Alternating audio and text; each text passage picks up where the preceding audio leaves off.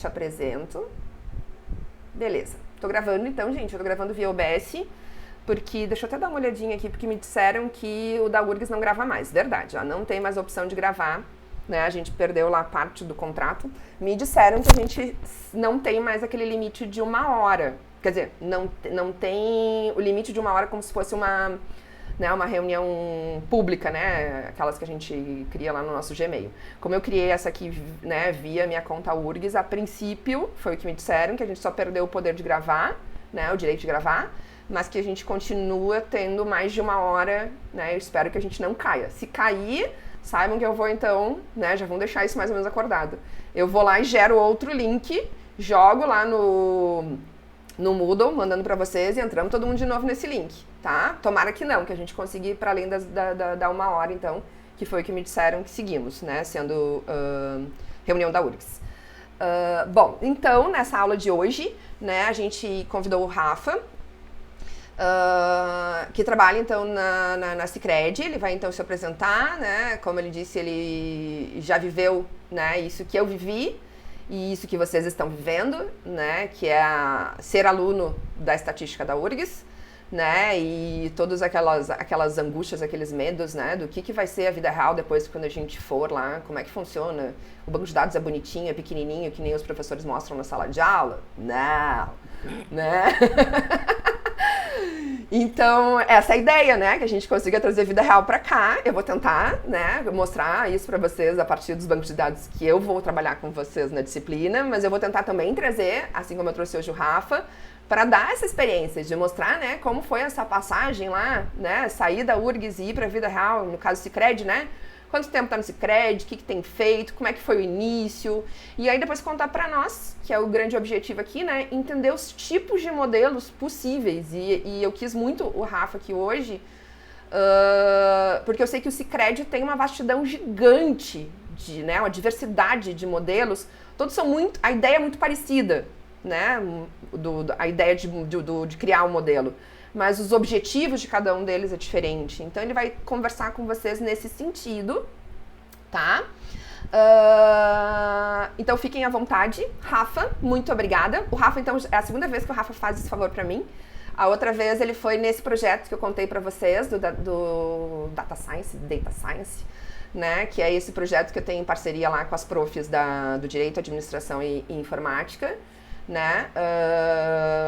E aí ele foi lá para contar, então tem né, mostrar a possibilidade da gente estar usando a estatística para tirar a informação dos dados e tomar decisão, a partir da modelagem, então, de crédito. Vai lá, Rafa, contigo. Obrigada. Tá, obrigado aí. Bom, já foi apresentado aqui, né, mas basicamente eu sou o Rafael, né, eu fui aluno da URGS, né, até 2020, né, me formei ali no final do ano, né, no meio da pandemia já, mas eu tô no Sicredi já fazem 3 anos e meio, né, entre estágio e, de fato, né, efetivado. Bom, contar um pouco só sobre como é que funciona o trabalho que a gente teve, né, ali no Sicredi como um todo. Então, inicialmente, logo que eu entrei na empresa, a gente tinha uma área centralizada de ciência de dados, né, e nessa área a gente era responsável por tudo que se dizia modelagem, estatística e coisas nessa linha, né. Não deu muito certo, tá? Vou usar esse detalhe, não deu muito certo, porque a gente não tinha como dar suporte à demanda de toda a empresa sozinhos, né? E daí, o que acabava acontecendo é que a gente chegava e acabava tendo que dar prioridade para algumas coisas. E daí as pessoas que não tinham essa prioridade acabavam, vamos contratar uma pessoa aqui para fazer isso então pra gente. E daí o time que era centralizado, mas na real não. Tinha um outro time, tinha em diversos outros times, tinha pessoas que exerciam a mesma função, e daí ficou um pequeno caos, assim, né?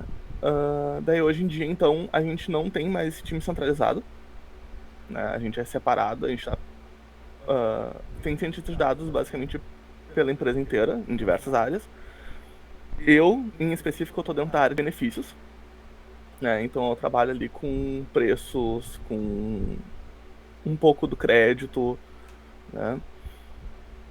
Mas tem outras pessoas que estão na área de personalização, tem gente diretamente com risco de crédito, então, tipo, CRM, né? Marketing, por aí vai. A gente continua com esse contato, que a gente sempre teve, né? Que, bom, a gente considera que é importante, né? Porque apesar de a gente estar isolado no time, né? A gente ainda tem esse contato como um todo, então a gente não está de fato isolado, né? Tecnicamente falando. A gente consegue ter o suporte, aquela rede de apoio, né? Que é muito importante, principalmente quando está começando. Né? Eu não vou mentir e dizer que eu não fiquei completamente perdido, que nem quem eu tava falando, né, Lizzie? Logo que eu entrei, assim, tipo, putz, e agora o que eu faço? E ainda teve uma questão que logo que eu entrei, eu entrei não no secreto. Meu primeiro estágio foi na GetNet. E eu era a única pessoa que entendia de estatística ali no meio. Então eu realmente não tinha nenhum apoio ali.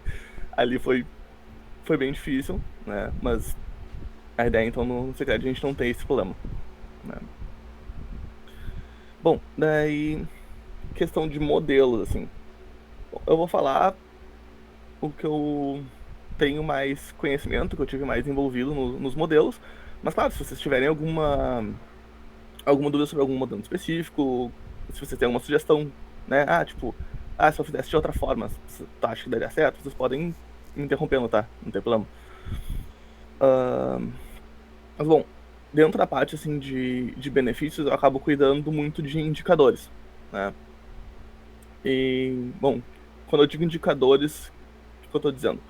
Principalmente, atualmente, né, eu trabalho com um modelo de churn, tá? Para quem não sabe, né, o churn é a medida de quantas pessoas que usavam dos serviços e produtos do Sicredi e pararam de usar, né? A definição é bem ampla, assim mesmo, né? Daí, no nosso caso em específico, a gente acabou definindo que não é só as pessoas cancelarem a conta, isso inclui também a pessoa não usar, porque a pessoa pode tecnicamente não pagar nada na conta dela, então ela pode deixar só parada. E é a mesma coisa que não ter. Então, a gente tem um modelo que tá em processo de construção, né? Já teve, tipo, primeiras versões, mas tá sempre em melhoria, né? Melhor dizendo. Pra calcular a chance, né? A probabilidade da pessoa deixar de transacionar ou, de fato, cancelar a conta, né?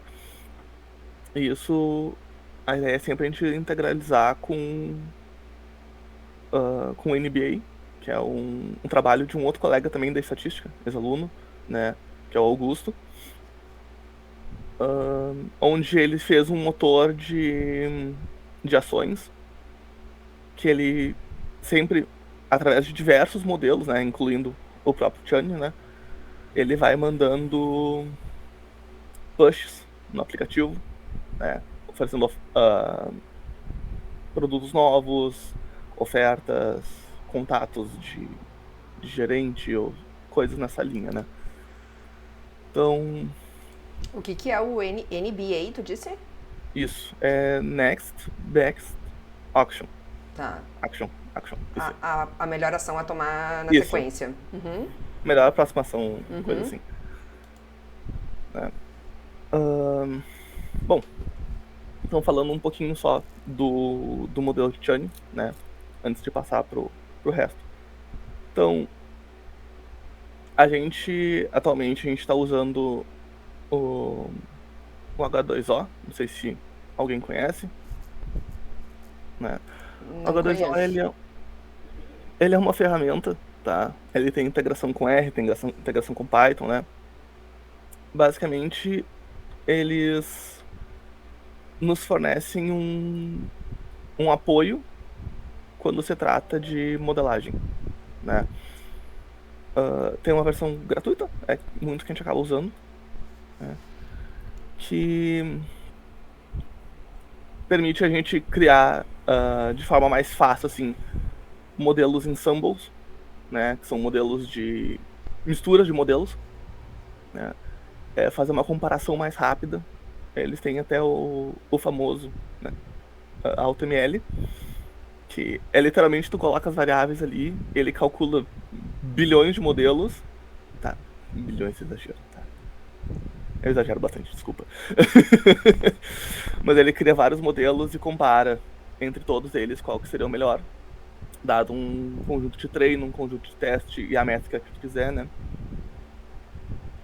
Então ele já calcula assim uma regressão logística, por exemplo, uma random forest, né? Um ensemble de diversos desses modelos juntos e por aí vai indo. Então a gente usa muito disso, né?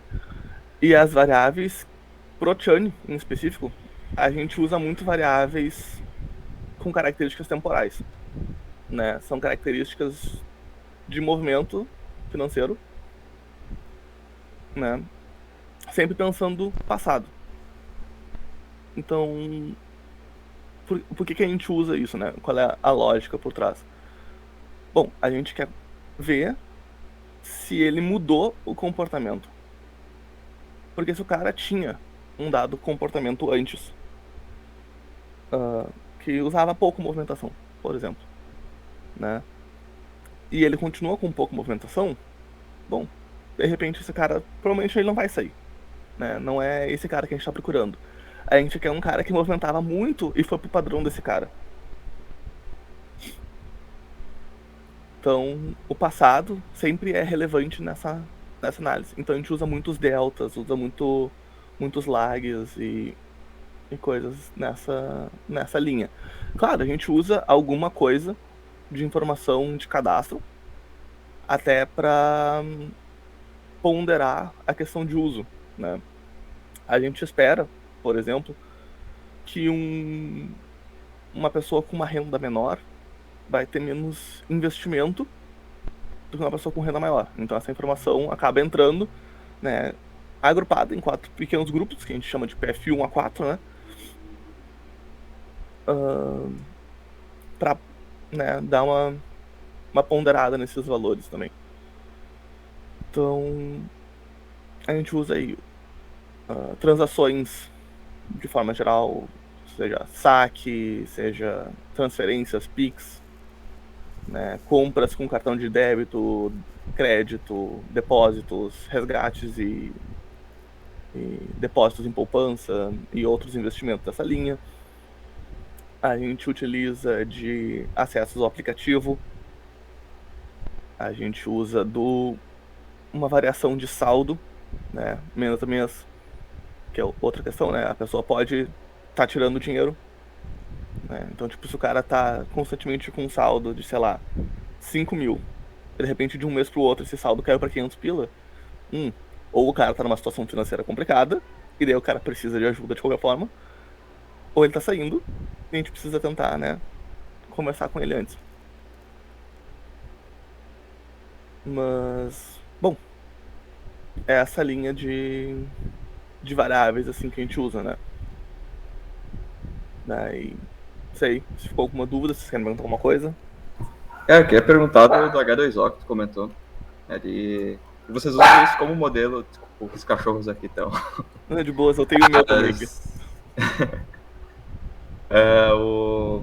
Vocês usam como modelo final mesmo, que aparece lá através do H2O? Ou tipo, não é como se fosse um modelo rápido, assim, um modelo de primeira entrega para depois pensar em alguma coisa mais elaborada? Assim, depende muito da situação, tá? Ele é um processo demorado, sim, né? Mas se não é um modelo que exige retreino diário ou mensal ou qualquer outra coisa nessa linha, a gente pode salvar o modelo e reaplicar ele em toda a execução, né? No caso. Mas muitas vezes o que a gente acaba fazendo é utilizar das sugestões deles de ensemble pra gente montar um modelo daí à parte e pelo menos manter o padrão de ser o mesmo modelo. Sim. E daí, tipo, ele, pra gente, às vezes ele é uma metodologia utilizada, né, uma ferramenta pra modelagem mesmo, e às vezes ele acaba sendo quase uma descritiva, né, uma análise exploratória inicial, digamos assim. Sim. Não, por exemplo, eu perguntei isso porque às vezes esses modelos de AutoML não saem com uma discriminação tão boa assim, pelo menos na minha cabeça. Porque ele não é tão personalizado, né? Tu Sim. não olha a fundo para as variáveis. Não, não te preocupa, tá? A gente não pega da AutoML e deu, tá? Eles, AutoML bota para o branch de produção. Isso. ele serve mais pra, como tu disse, né? Tu tem horrores de variáveis, né? Tu citou aí um monte de transações possíveis de cada cliente. E tem o horizonte. O horizonte é o quê? 6 meses? Ou um ano? Então, a gente olha atualmente. A gente começou com 3 meses, né? Daí a gente aumentou totalmente para 6. Tá. Então imagina, né? Tu tá multiplicando por 6, mais ou menos, né? Cada uma dessas variáveis, e às vezes delas tu vai criando outras, né? Entre elas. Então é muita variável. Então eu acredito que essa opção do H2O serve como um início, né? Que nem tu falou, uma análise exploratória, para dar uma ideia de como essas variáveis estão relacionadas entre si, até para poder selecionar, né, elas, tirando, né, as variáveis muito colineares. E como elas estão relacionadas com o teu desfecho, né? Que é o cliente, né, sair, interromper, né, o vínculo. E também a ideia de técnica, né? Do modelo em si, né? Das diferentes técnicas possíveis, de combinar esses resultados dos modelos com cada uma das técnicas, mas mais como um direcionador, né? Ó, aqui pareceu que tal técnica misturado com tal técnica, essas variáveis, mas mais ou menos isso seria a ideia. Isso. Entendi. Vou procurar saber desse H2O, nunca ouvi falar. Show. Sim, eu também não conhecia, tá? Eu entrei nessa área de benefícios onde eu tô hoje. Que eu trabalho muito ali junto com o pessoal de personalização, né? Com NBA e afins. E eles que me ensinaram. Eles que chegaram e disseram assim, não, olha, a gente tá usando isso e é muito bom. Ele é a primeira reação de ficar tipo, AutoML. Esses robôs roubando nossos empregos. Né? Mas como uma ferramenta, assim, pra ajudar na decisão, ele é bom.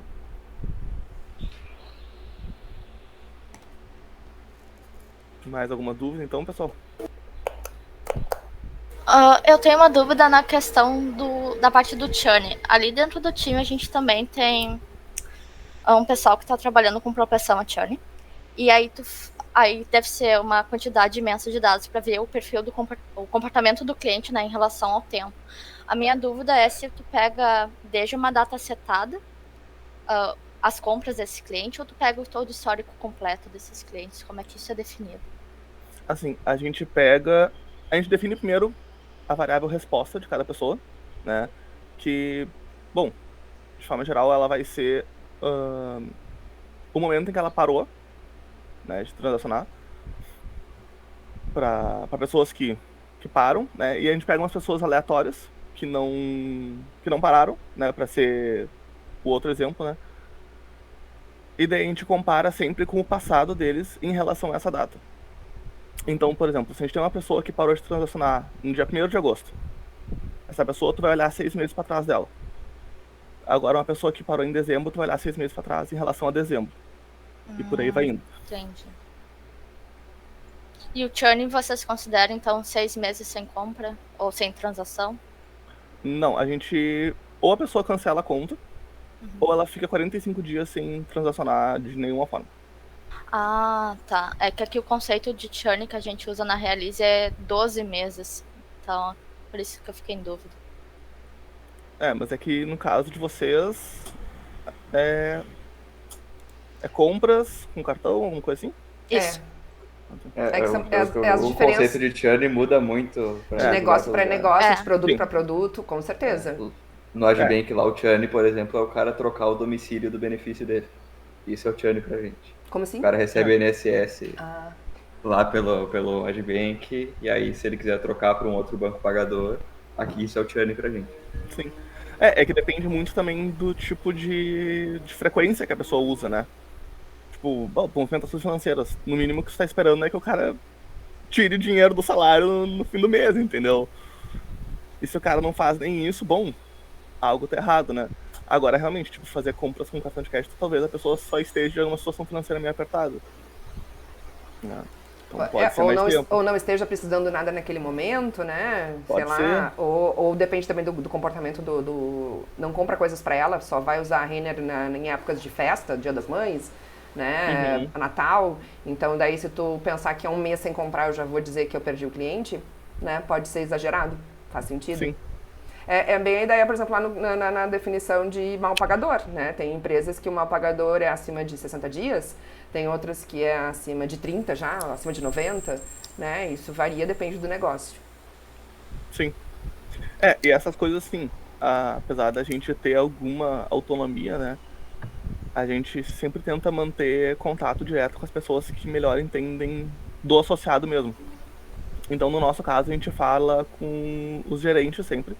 A gente faz toda uma reunião para falar com diversos gerentes de diversas cooperativas, né, espalhadas pelo Brasil inteiro, e perguntar para eles assim, o que vocês acham? Tá? A gente tem dados que indicam que esse valor de dias está ok. Tu acha que é muito, tu acha que é pouco, né? Porque por mais que a gente tenha dados, a gente não tem a vivência direto com as pessoas, né? Então isso é uma coisa que eu acho que é importante a gente ter ciência de que, apesar de a gente acreditar bastante nos dados, nem sempre eles são certos, né? Verdade, verdade. É importante falar com quem realmente lida com a ponta, né? Quem é que está lidando com o cliente. Porque você só tem os dados do cliente, né? Então quem está lá na vivência, né? É que sabe o que é. Acho que até é importante tu contar, né? Que nem tu disse, depois como é que funciona isso? Vocês vão gerar lá um relatório de clientes que tem alta probabilidade de churn e eu acho que era legal contar, né? Qual é a ação, afinal de contas. Bom, como eu já falei, né? Tem a questão do NBA. Então, o primeiro uso mais claro, assim, é a pessoa que ela tá com alerta, né? Um score bem alto de churn. Então, vamos tentar mandar uns postzinhos, tentar ver se ele interage. Se ele mesmo assim ele continuar não interagindo, bom, de repente aciona o gerente para tentar falar com ele, né? Esse aqui, então, é o uso principal, né, do score atualmente. Outro que a gente tem daí são dashes e visões, assim, que o pessoal tem, mas aí já não é a nível da pessoa, né? Vai ser a nível de agência, nível de cooperativa, por aí vai. As pessoas têm noção assim, essa agência aqui tá com um churn muito alto. O que tá acontecendo, né? Por que o pessoal tá saindo tanto? Essa aqui tá muito boa, vamos tentar seguir o exemplo dela, né? Porque o Sicredi tem uma peculiaridade, digamos assim, né? Em que as cooperativas, né, elas são independentes entre si, tá? Então, quando a gente trata de, sei lá, lógicas e abordagens, regras para descontos, né? Uma cooperativa pode fazer de uma forma e a outra fazer de outra forma completamente diferente, né? Então, sei lá, por exemplo, isenção no cartão de crédito. Tá? Tem uma cooperativa aqui do Rio Grande do Sul, né, 116, ela dá isenção basicamente para qualquer um que pedir. Tá? Se tu pede, tu ganha. Se tu não pede, tu não ganha. É simples assim. Tá? Raríssimas exceções o pessoal recusar. É uma abordagem. Né? Agora tem outras que, tu precisa ter X de investimento. Se tu tem, sei lá, 10 mil investido ou em poupança ou em algum outro investimento na linha, tu ganha desconto automático. Né? Isso pode ser também mais uma variável, né, quando olha a nível de cooperativa, pra gente medir assim, olha, de repente essa forma que tu tá fazendo não é a melhor. Porque a gente só pode sugerir, né? Essa é a grande questão. A gente, como do centro administrativo, a gente só pode dar sugestões. Então, olha, de repente, dá pra todo mundo que pede, não é uma boa ideia. Porque daí, vocês estão perdendo renda aqui e aqui assado. Agora, esse cara aqui que tá atrelando a investimento, esse aqui tem um churn bem menor que vocês. Né? Claro, só um exemplo, não tenho dados pra pra dar fundo nisso, né? Mas... E me conta, não é frustrante para vocês, né, os analistas, né, o pessoal que cria os modelos de... Bom, saber, né, fato, esse é a forma com que o Sicredi trabalha, ou seja, aponta lá, decide, ó, isso aqui e isso que é estranho, né, sei lá, a Renner, pelo menos, né, porque eu tava lá, depois as gurias podem dizer aí, né, as duas Rafas, né, que estão lá na Realize, era de cima para baixo, né? Ou seja, era regra, não é simplesmente um indicador. Porque de fato, o modelo de vocês vira um indicador para a agência, para a cooperativa, né? Que decide, eu não vou fazer isso, eu não vou não dar esse crédito, eu não vou não dar esse desconto da anuidade, né? Ou, alguma coisa assim, ou eu vou dar esse desconto, eu vou baixar os juros, eu vou não sei o quê, né? Como é que é para vocês lidar? Né? Não sei, me parece frustrante, né? Todo esse investimento e a gente saber, né? Que por mais que tu disse, né? Quem tá lá na ponta entende de outras coisas que vocês, olhando só para os dados, não percebem. Mas a gente não pode negar que os dados trazem muita informação. E é justamente essa a ideia, né? Transformar os dados na informação para tomar a decisão. E eles não vão fazer isso? Como assim? Sim. Assim, de início, foi mais estranho, tá? Então eu entendo perfeitamente, tá? Mas o pessoal lá tem bastante confiança na gente, tá? Às vezes até tu se sente o garotinho da matemática na família, entendeu? Uhum. Então tu fala pras pessoas, tá, se tu tá dizendo eu não entendo porra nenhuma de matemática, então eu confio em vocês. Então, de forma geral, a gente não tem esse problema. Ou bem ao contrário, né? Não vai ser esse pessoal lá que tá dizendo que lá que vai somar umas coisas, multiplicar umas coisas, que vai dizer, eu que sei, eu conheço meus clientes. Isso nunca aconteceu, tá? Eu nunca tive bom. essa situação. Eu já tive o contrário, que é o pessoal se empolgar demais com alguma coisa. Uhum. Que legal. Que daí, tipo, a gente pega e monta. Por exemplo, no meu time anterior, teve um colega que montou um indicador de principalidade. Que é... Bom, é o quanto, né, uma estimativa do quão principal o Sicredi é dentre todas as soluções financeiras de um dado associado, né? E apesar de ser interessante, a gente tem ciência que falta informação, né? Agora com o Open Banking a gente está melhorando o modelo e está tendo mais acesso a essas informações todas. Mas a gente não tem como saber se a pessoa... O que é o Open Banking? Informações de mercado, sim?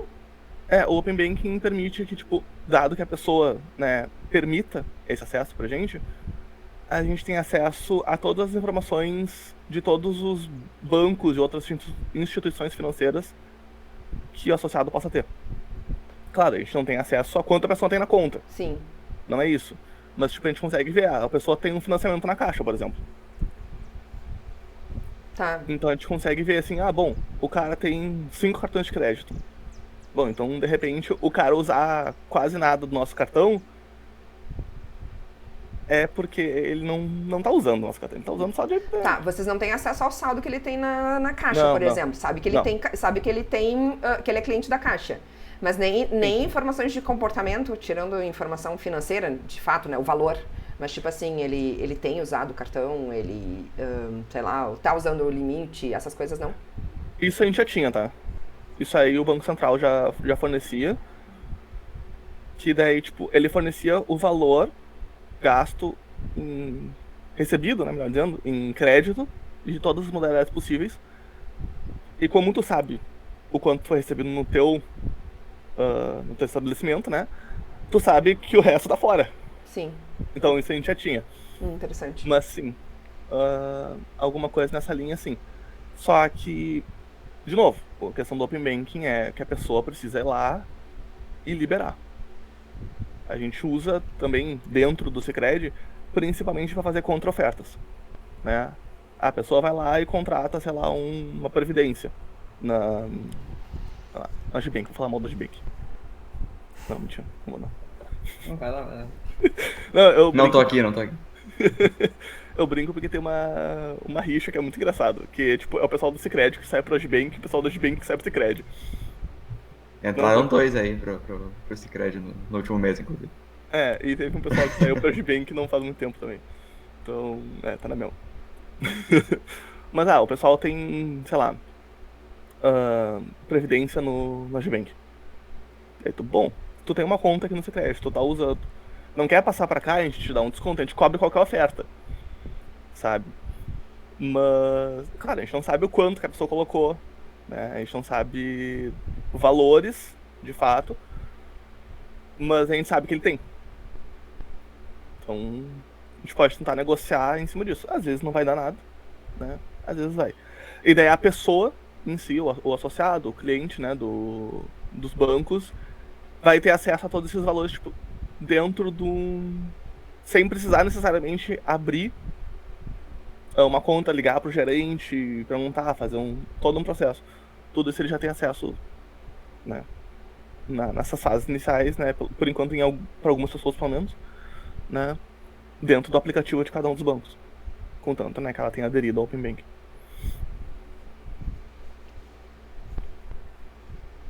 Esse negócio do Open Banking, tipo, lá no Open Bank não tá sendo uma prioridade isso, mas eu fico curioso se é uma coisa, tipo, se tu não aceitar, tu não abre a conta, ou se o cara tem a opção de abrir a conta sem dar acesso aos dados dele do Open Bank. Olha, por enquanto, tá, não tem nenhum problema em tu não aceitar. A única questão é que tu como cliente, tu perde acesso a, por exemplo, eu vou contratar financiamento no Agibank. Mas será que no Agibank é mais barato? Daí tu já checa ali, no financiamento da Caixa, quanto é que ficaria? Sabe? Tu já pode ver toda essa informação. Então é uma agilidade, é uma forma mais fácil de tu comparar, sem precisar ir em cada um dos bancos, um por um, e checar. Uhum. Sim. Né?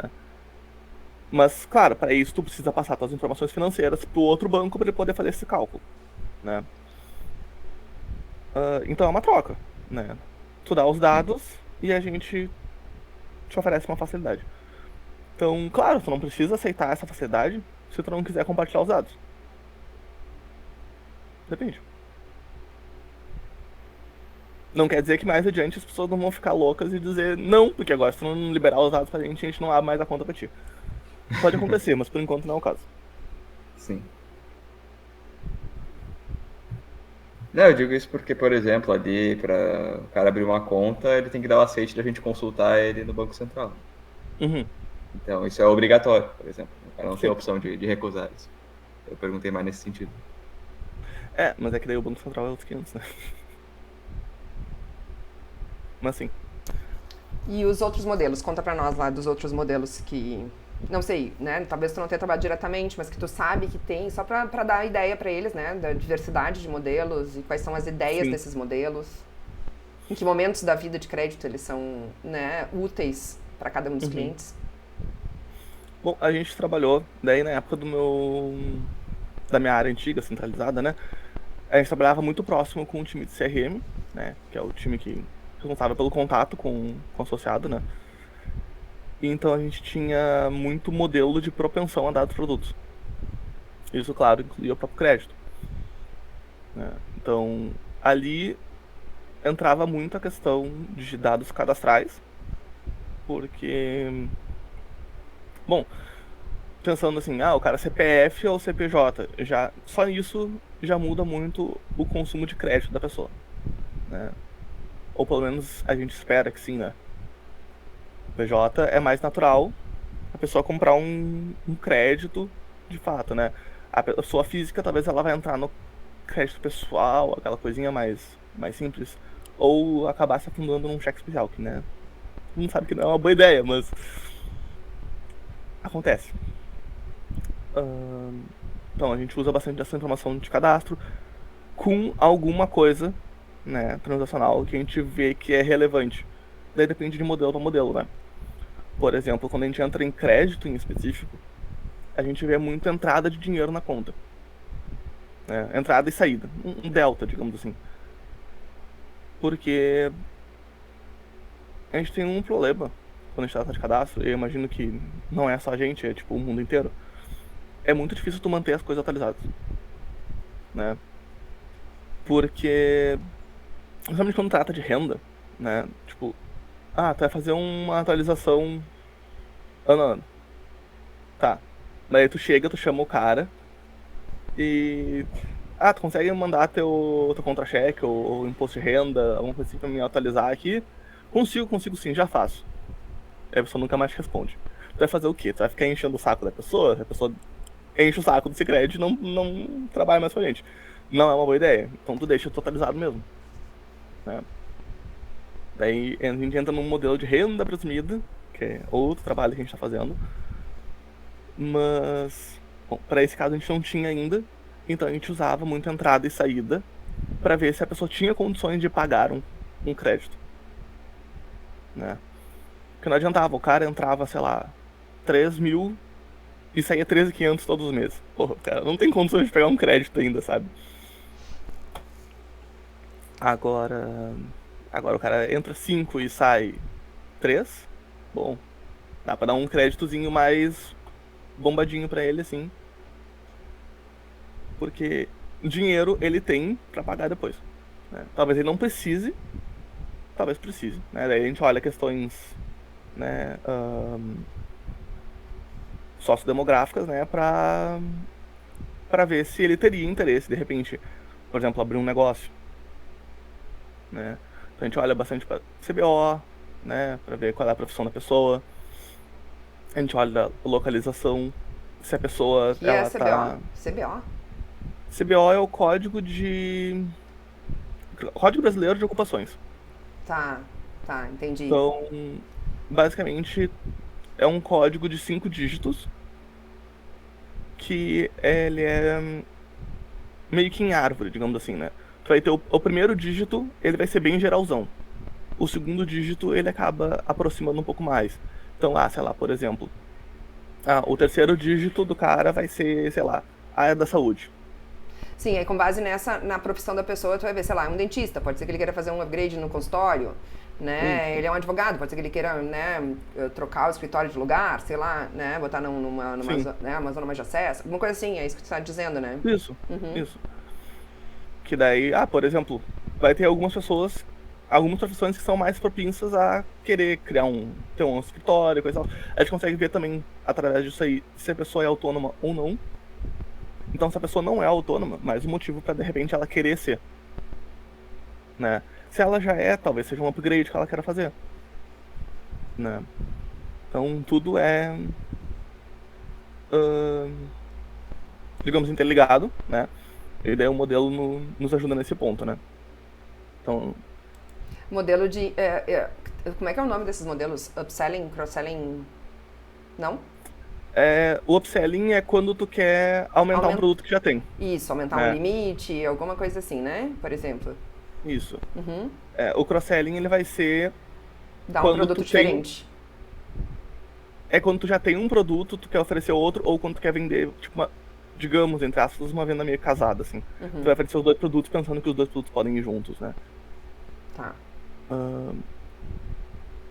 Mas, bom, como seria, tipo, provavelmente o primeiro produto de cada uma dessas pessoas, pode acontecer de ter pessoas que já pegaram crédito e continuam sendo propensas, né? Mas, normalmente é o primeiro caso delas. Então, seria um modelo de só selling mesmo, digamos assim.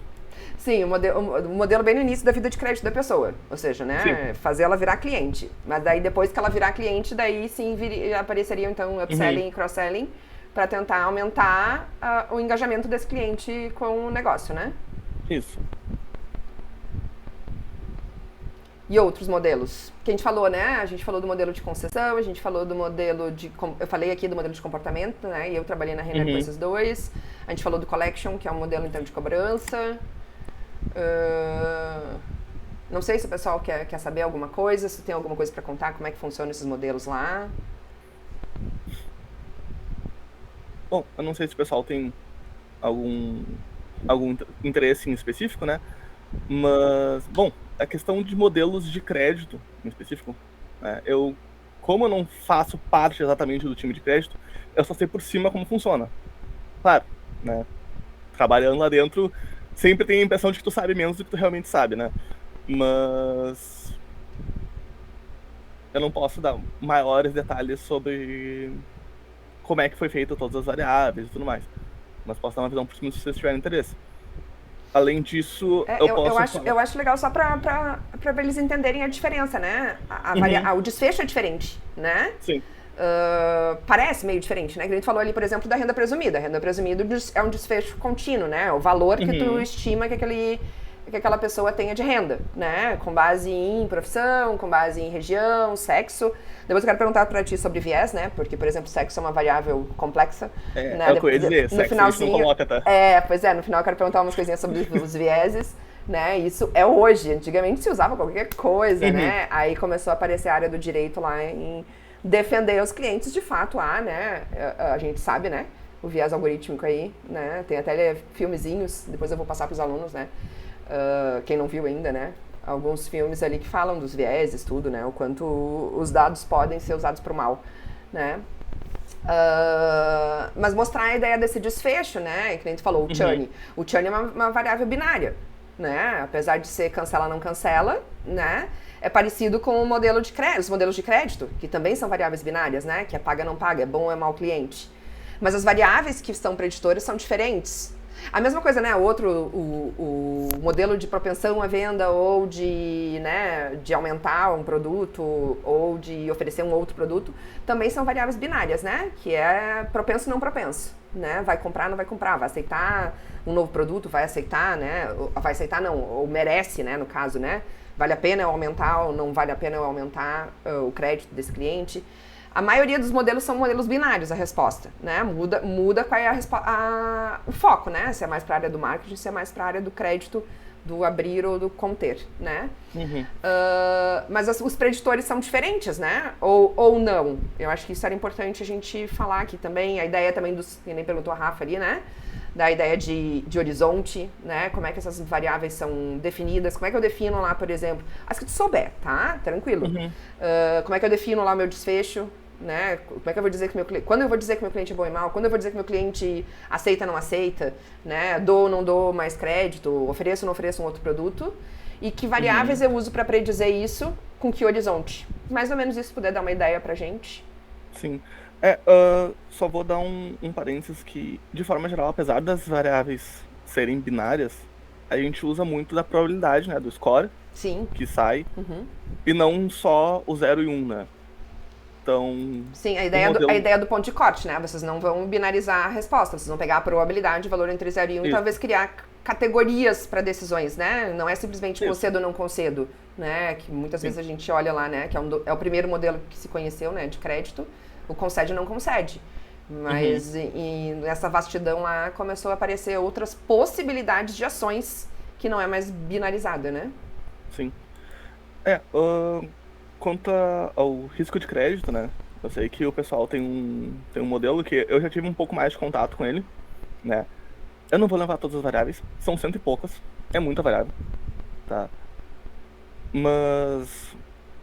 eles pegam de tudo mais um pouco, eles pegam informação de dentro, né? De uso de tudo que é produto, né? Se os caras pagam alguma coisa com atraso, eles checam Bacen, né, o Banco Central, eles checam Serasa, pra ver se o cara tá devendo em algum lugar, ou coisas assim. Deixa eu já perguntar isso. Isso não é definidor sobre dar ou não dar.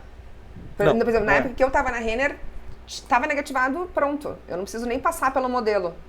Não. Nada disso é definido, tá? Claro, se o cara tiver devendo em 70 bancos diferentes, provavelmente o score dele vai ser uma droga. Sim. Né?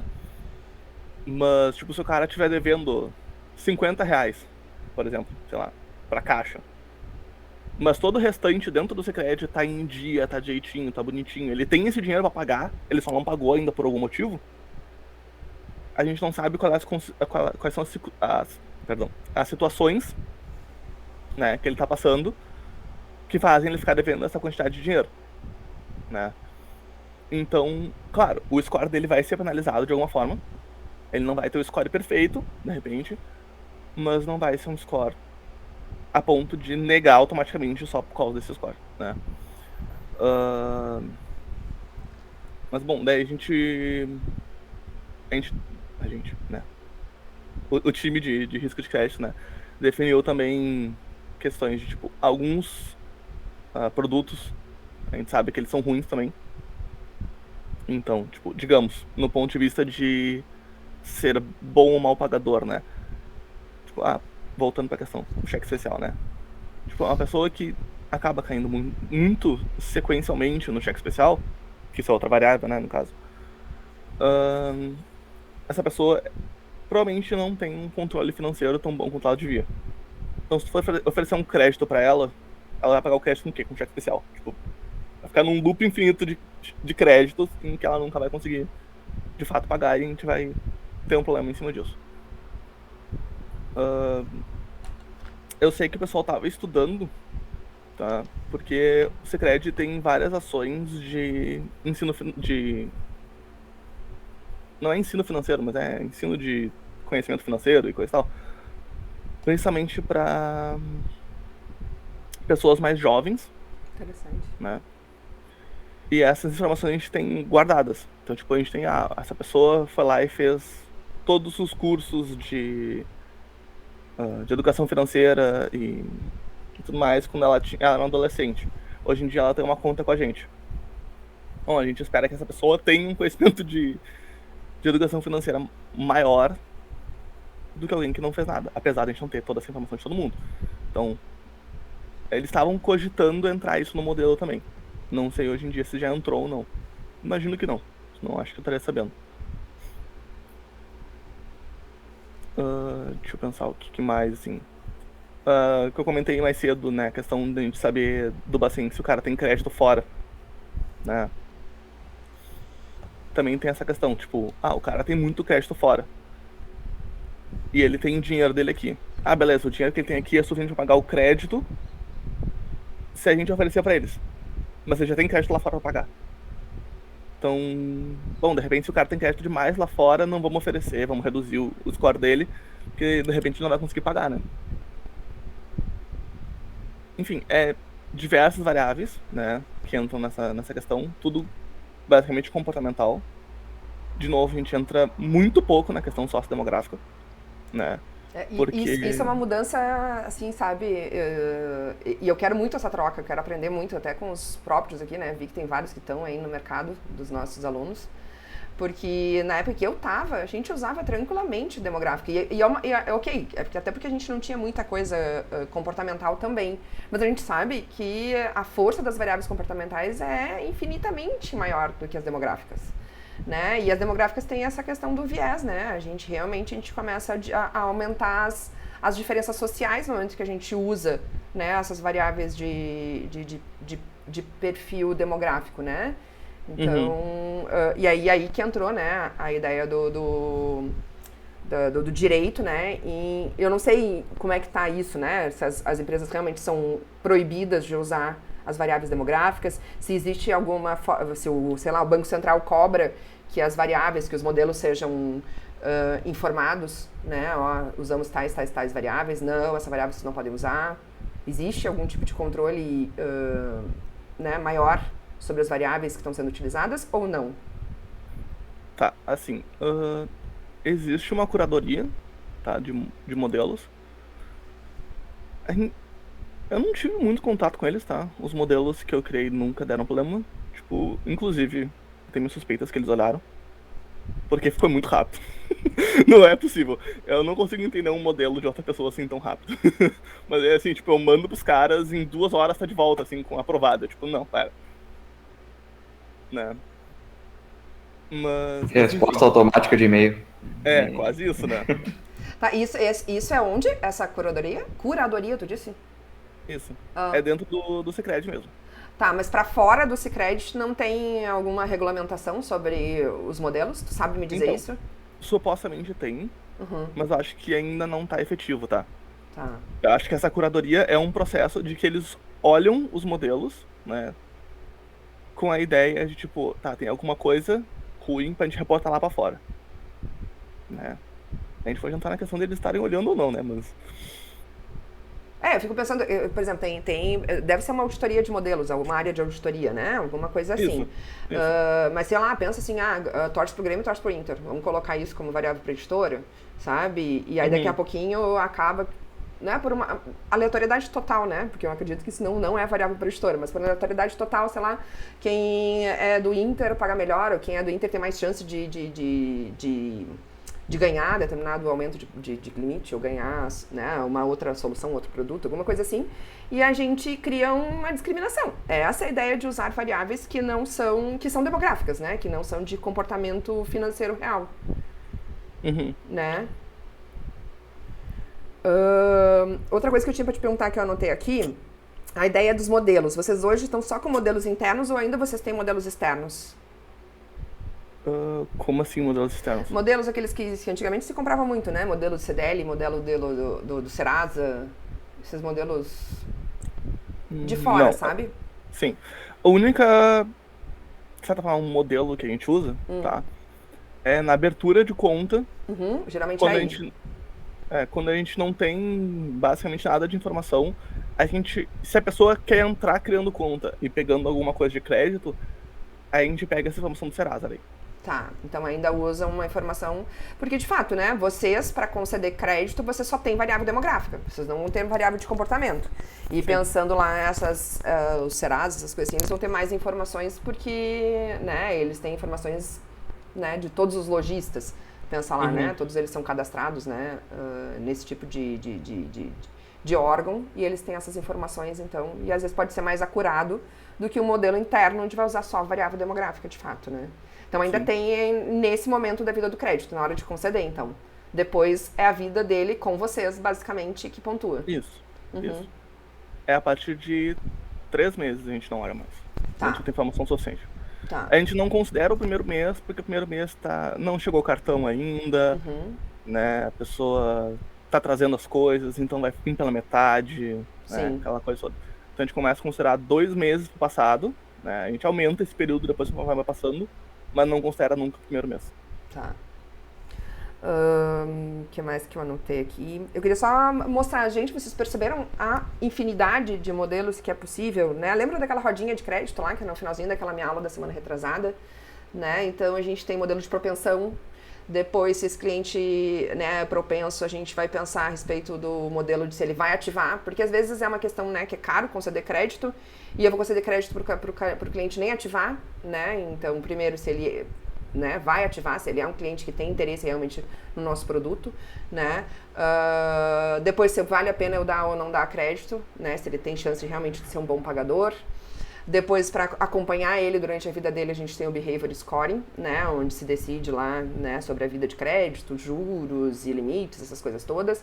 Na concessão também, né, e nesse momento, né, o Rafael falou lá do modelo de renda presumida, né, onde a informação dessa renda, né, é utilizada para precificar, né, os produtos, né, que esse cliente pode ter interesse e ser oferecido para eles.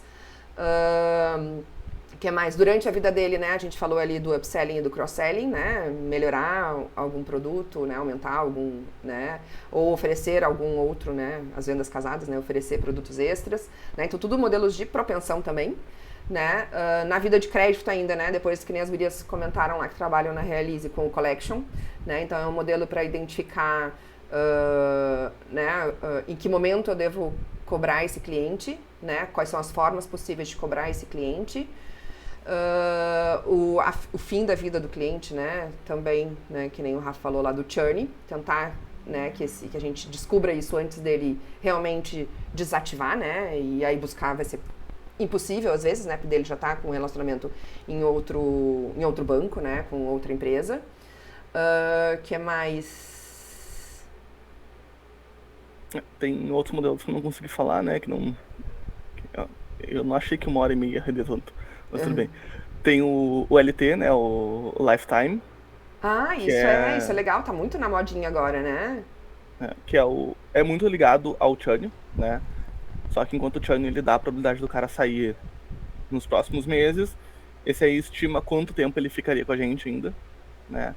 E tem tu pode adicionar um V depois, né? O LTV, que é de valor, né? E estimar o quanto essa pessoa traria de renda, interessante, né, isso. pro Sicredi até ele voltar. Só que a parte do V é muito mais difícil que o do LT, tá? Já vou avisando. Tá. Então tem isso. É verdade, porque eu ia comentar que lá quando a gente olha para o churn, também a gente olha para o modelo de análise de sobrevivência. e ver justamente quanto tempo até o cara dar o tiro. Uhum. Não é só o, né, vai deixar de ser Se cliente, vai não ou não vai. vai. Sim, mas quando vai? Sim. Que nem mais no estilo do LT que a gente Usa Que a isso, gente né? tem daí. Que daí estima esse Isso. tempo. O tempo de sobrevida do cliente, né? Vamos dizer assim. Isso. E aí também talvez o V, né? Daí se conseguir estimar o quanto tempo e quanto de dinheiro esse cliente ainda pode me dar de retorno, né? Sim. Mais alguma pergunta, pessoal? Uma coisa que eu acho bem interessante, né, que graças a Deus está mudando, né, todos vocês aqui, né, a gente vê que nós aqui, né, nesse grupinho pequeno aqui, a gente já tem experiências de não sermos ilhas, né, quem tá, né, estagiando, trabalhando nas empresas, o Rafa falou, né, que teve um momento no Agibank, foi isso que tu falou, no GetNet? Foi na GetNet. Na GetNet, que tu era uma ilha, né, que tu era sozinha.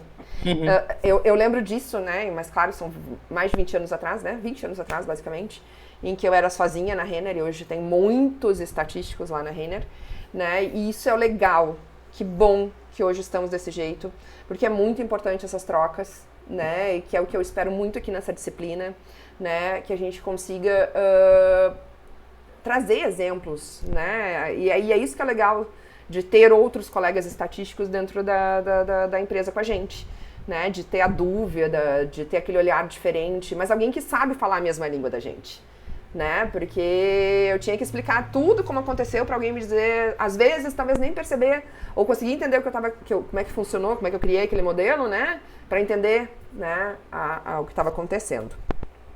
Uma outra coisa que eu queria te perguntar, técnicas, geralmente quais são as técnicas que vocês utilizam?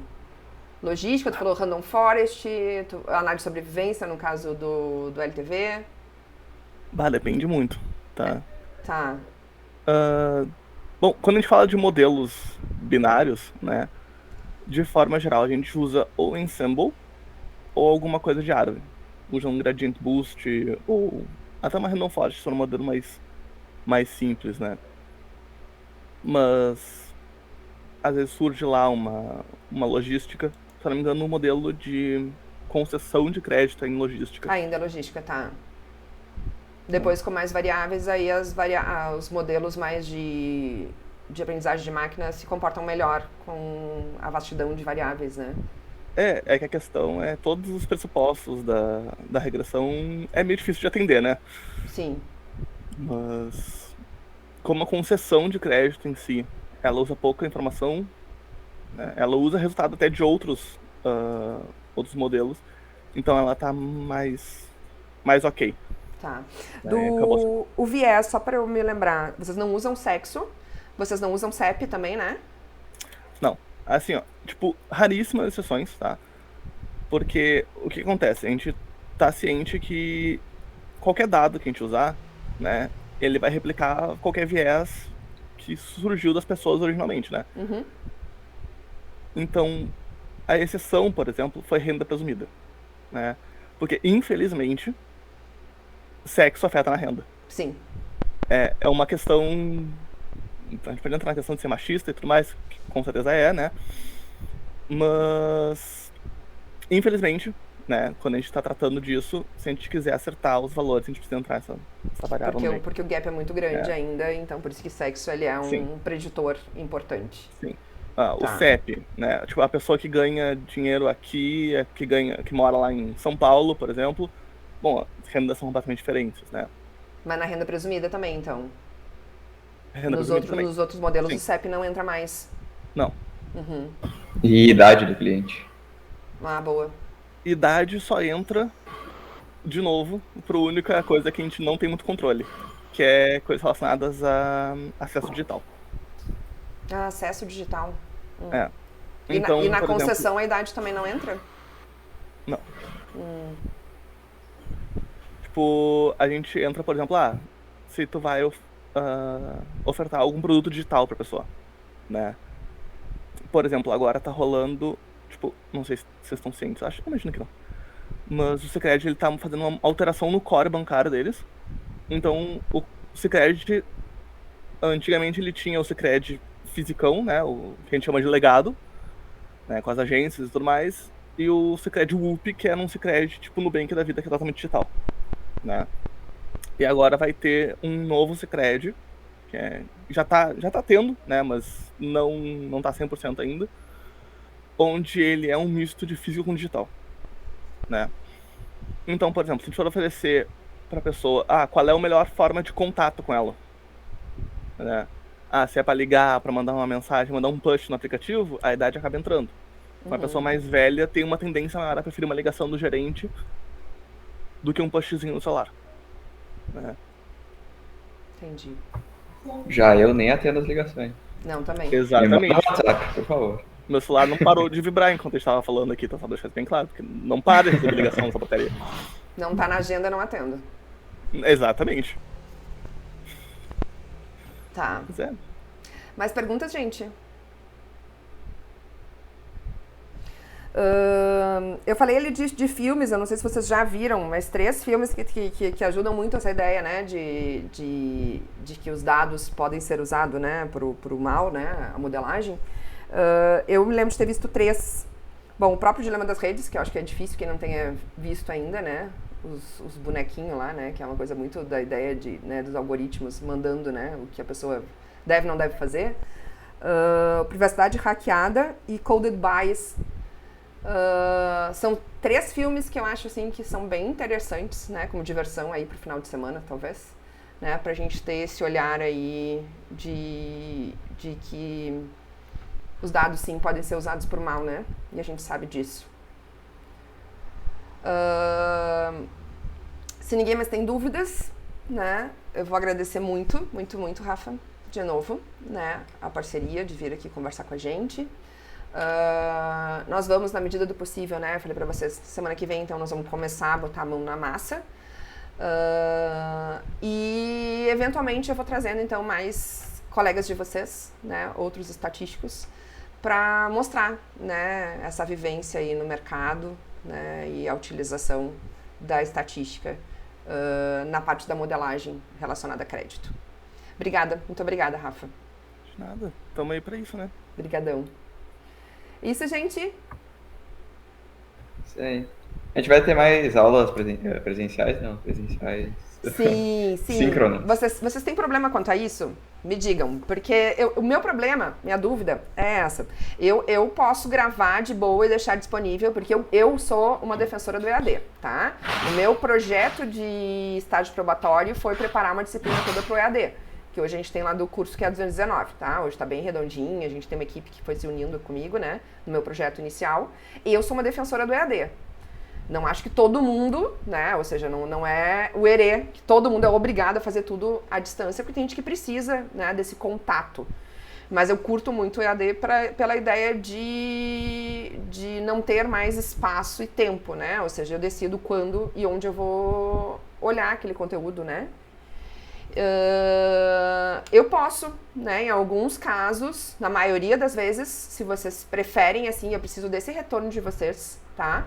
Se quiserem me mandar depois no particular, seja no WhatsApp, seja lá mandando uma mensagem, né, no meu e-mail, me dizer se eu fizer presencial sexta-feira que vem, eu vou ter 2, 3 alunos. Aí eu não faço, certo? Daí esses 2, 3 alunos posso até fazer uma livezinha e tirar alguma dúvida, fazer uma coisa mais pessoal. Mas a grande maioria que se sente bem, que eu grave, né, e que vocês vejam lá, é que às vezes pode acontecer uma troca, mas sem problema. Pode ir olhando o vídeo que eu fiz e dizer, opa, não entendi nada, volta ali de novo, não entendi nada.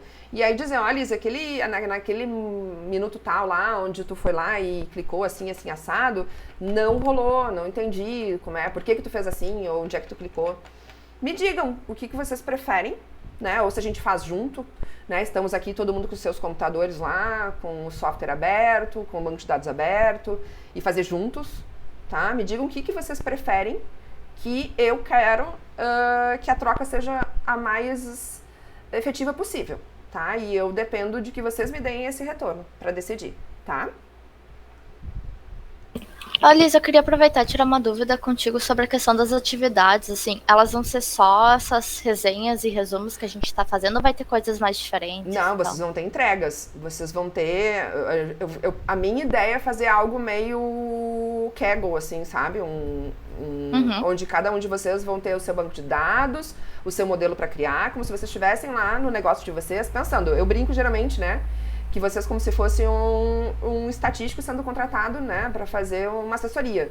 A empresa contratou vocês para criar aquele modelo. E aí vamos fazer lá um hackathon, né? Onde vocês vão criar cada um os seus modelos e a gente vai conversar depois, apresentar, e por que o teu modelo deu uma acurácia melhor, né? Que decisão que tu tomou, né? Como é que tu tratou melhor as suas variáveis, né? A técnica que utilizou. Essa é a ideia, vocês vão ter algumas entregas intermediárias nesse sentido, bem práticas, tá? Esse momento é mais da gente buscar conhecimento, conteúdo. Então por isso que tem essas leituras iniciais, tá? Esse que eu deixei agora para entrega na semana que vem é bem importante. Eu vou abrir meu coração para vocês. O R não é o meu software de origem, né? Quando eu fiz graduação, vocês bem sabem quando surgiu o R, né? Foi em 98, eu acho, né? O artigo seminal lá do R. Eu estava quase me formando, né? Me formei em final de 2000. Então o R não era utilizado na URGS quando eu me formei. E depois que a gente vai envelhecendo, fica mais difícil para as coisas entrarem, né? Mas óbvio que eu não podia fugir do R, gente. Hoje o R é a vida, né? Então, muitas das minhas disciplinas eu tô migrando pro R aos pouquinhos, porque eu engatinho perto de vocês correndo, tá? E aí essa disciplina eu utilizei, porque foi a minha vida, né? Desde o início lá, SAS e SPSS.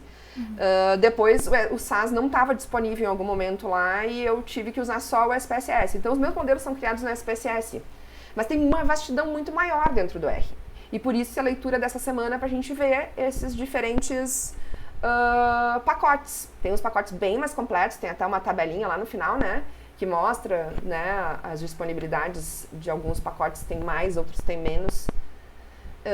E aí nós vamos então seguir, eu vou iniciar mostrando para vocês um modelo bem básico no SPSS e depois nós vamos seguir para o R.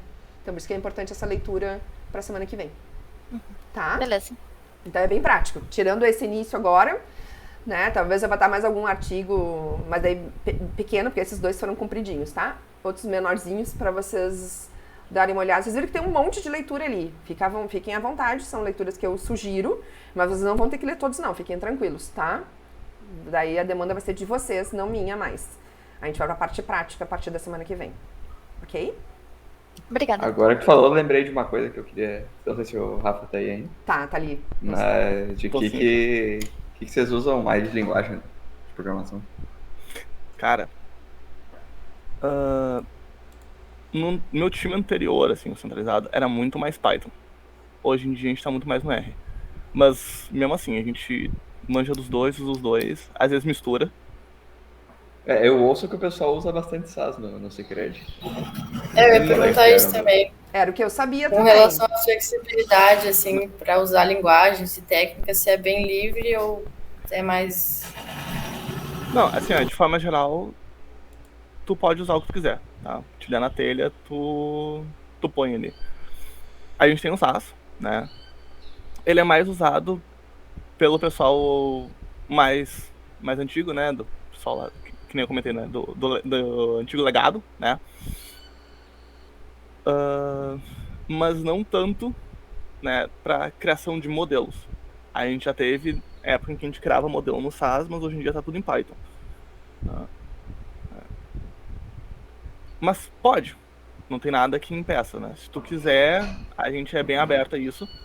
É só uma questão de preferência geral, assim, né? O pessoal prefere de forma geral o R ou o Python.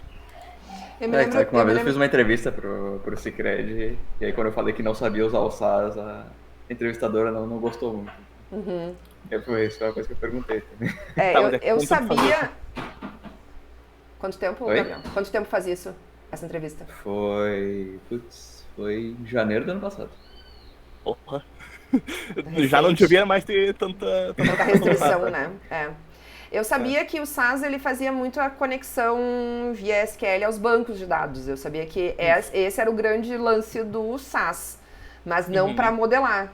Não necessariamente para modelar, que daí, né, tu pode migrar para o R e para o Python se tu quiser.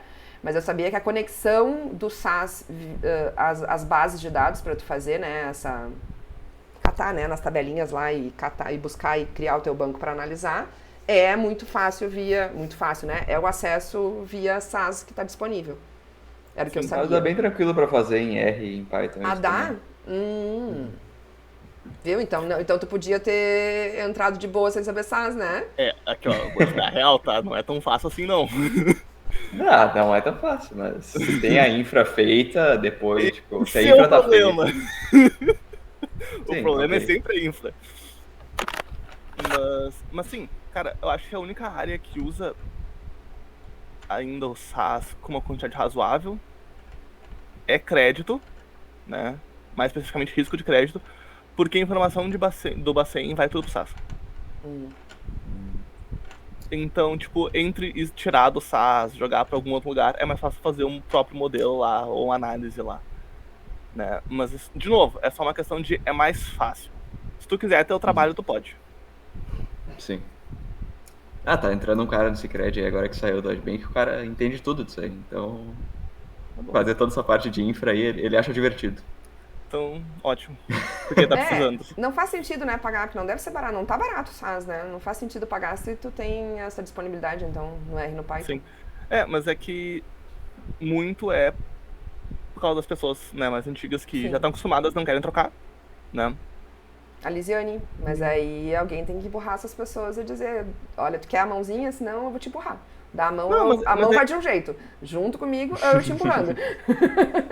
Não, mas é que o SAS ele é bem generalista também, né? Então, tipo, não é só pra fazer estatística de fato, né? Fazer modelagem, ciência de dados, seja lá como tu quiser chamar, né? Algumas análises mais simples, pra alguém que não sabe nada, é muito mais fácil tu clicar no SAS e fazer. Não, sem dúvida. Do que tu aprender todo o código do R, entendeu? Sem dúvida. Eu ainda tenho aqui o SPSS e o SAS porque, né, tem essa facilidade. Sim. Mas a gente não pode fugir do R o resto da vida, né? Eu sei disso. Tô sofrendo. Nossos chefes adoram uma tabelinha em Excel. Né? Não, mas a gente brinca, né? Que o Cicred ele é verde por causa do Excel, né? Não adianta, né? O Excel é Excel pro resto da vida. Não, eu tenho certeza absoluta que tem algum Excel, pelo menos, que se deletar aquele arquivo, o Cicred pode funcionar. Não duvida. Isso, gente. Muito obrigada, então, pela presença de todos vocês, né? E eu aguardo o retorno, tá? Combinado? Pra eu decidir, então, me organizar como eu faço pra aula de sexta, tá? Beleza. Beijos. Tá bom. Tchau, tchau. Valeu, Tchau, Rafael. tchau. Bom fim de, Obrigado, gente. Rafael. Obrigado, prof.